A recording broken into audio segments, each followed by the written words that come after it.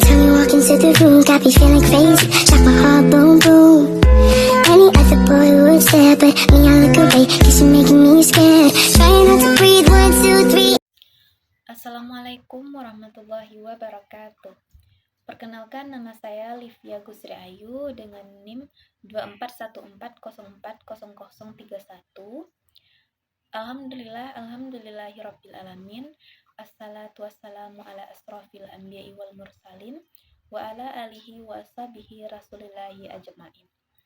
Pertama dan terutama sekali, marilah kita ucapkan rasa puji syukur kita atas kehadiran Allah Subhanahu wa Ta'ala yang telah melimpahkan rahmat dan karunia-Nya kepada kita semua.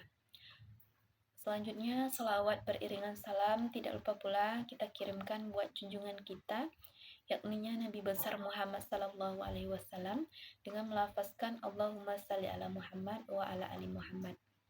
Baiklah, pada video kali ini saya akan membahas tentang tafsir Quran surat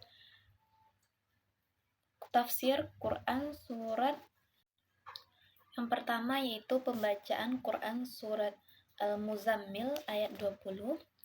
A'udzu billahi minasyaitonir rajim. Bismillahirrahmanirrahim. Inna rabbaka ya'lamu annaka yaqumu adna min sulusayyi layli wa nisfahu wa sulusahu wa ta'ifatu minal lazina ama'a wallahu yuqaddirul laila wan nahar alima allan tuhsufu fataba alaikum faqra'u ma tayassara minal Qur'an alima an sayakunu minkum mardan wa akharuna yadribuna fil ardi yabtaguna min fadlillah wa akharuna yuqatiluna fi sabilillah faqra'u ma tayassara minhu wa aqimus salata wa atuz zakata wa aqridullaha qardan hasana wa ma yuqaddimu li anfusikum min khairi tajiduhu indallah huwa khairan wa a'zala ma ajra wastaghfirullah innallaha ghafurur rahim. Syadaqallahul azim. Terjemahan Quran surat Al-Muzammil ayat 20. Aku berlindung kepada Allah dari godaan syaitan yang terkutuk dengan menyebut nama Allah yang Maha Pengasih lagi Maha Penyayang. Sesungguhnya Tuhan mengetahui bahwa engkau Muhammad berdiri sholat kurang dari 2/3 malam, atau 1/2 malam, atau 1/3-nya. Dan demikian pula segolongan dari orang-orang yang bersamamu. Allah menetapkan ukuran malam dan siang. Allah mengetahui bahwa kamu tidak dapat menentukan batas-batas waktu itu. Maka Dia memberi keringanan kepadamu. Karena itu bacalah apa yang mudah bagimu dari Al-Quran. Dia mengetahui bahwa akan ada di antara kamu orang-orang yang sakit dan orang yang lain berjalan di bumi mencari sebagian karunia Allah. Maka bacalah apa yang mudah bagimu dari Al-Quran, dan laksanakanlah salat, tunaikanlah zakat, dan berikanlah pinjaman kepada Allah, pinjaman yang baik. Kebaikan apa saja yang kamu perbuat untuk dirimu, niscaya kamu memperoleh balasannya di sisi Allah sebagai balasan yang paling baik dan yang paling besar pahalanya. Dan mohonlah ampunan kepada Allah, sungguh Allah Maha Pengampun, Maha Penyayang. Maha benar Allah dengan segala firman-Nya. Selanjutnya yaitu Asbabun Nuzul Quran Surat Al-Muzammil ayat 20.